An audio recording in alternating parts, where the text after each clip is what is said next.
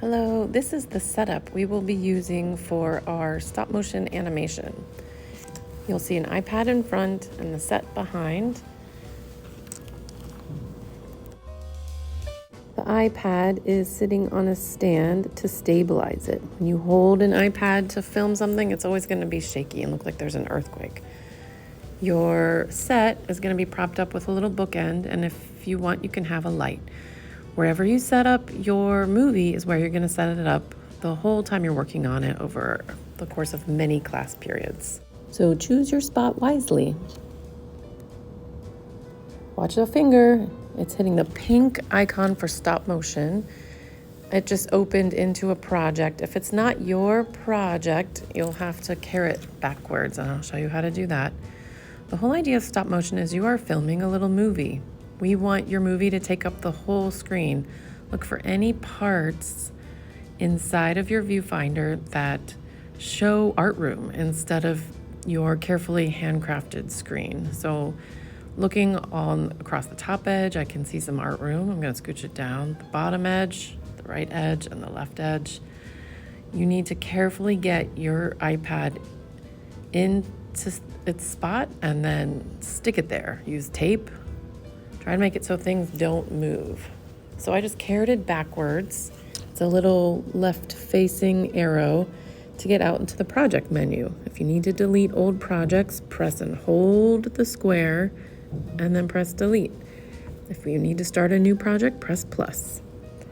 So I'm looking here, and again, I can see up at the top right-hand corner some art room, and I need to get it out of the way.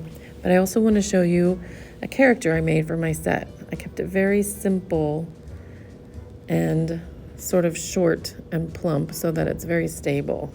So here I am messing with my set and my iPad tilt again to try and get everything perfect. Believe it or not, it might be actually easier on your second day to do this because you'll have some original shots to show exactly how it should be placed. So the idea of stop motion is you're taking a bunch of still photographs. Those still photographs will play back to back at a certain speed, and it'll look like a movie. Right now, I'm doing a quick demonstration of how I can move an element in my scene, like my little short stable figurine, and then press the red button to take a picture. It's really great if you have more than one person working on a team. That way, one person can keep an eye on things on the screen, while everyone else can move one or two or more elements. If I had more people, we could be making the waves move a little bit. Right now, I went into the gear area, which is settings, and I'm going to set this to at least 10, if not 12 frames per second. When you automatically begin a new project, it sets to a really low number, like 8 or 5, where stop motion doesn't really have that effect on your eye of moving smoothly.